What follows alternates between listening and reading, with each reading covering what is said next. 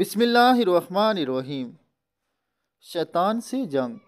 رسول اکرم صلی اللہ علیہ وآلہ وسلم نے فرمایا، شیطان انسان کے دل میں وسوسے پیدا کرتا ہے، جبکہ ایک فرشتہ جو اس انسان پر مقرر ہے وہ نیکی کی مسلسل رہنمائی کرتا ہے۔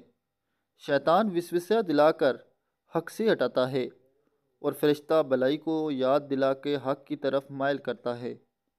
جس کے دل میں بلائی کا خیال آئے وہ سمجھ جائے کہ یہ نیک خیال اللہ کی طرف سے ہے اور اللہ کے لیے شکر بجا لائے، اور جس کے دل میں وسوسے آئے وہ شیطان سے اللہ کی پناہ مانگے۔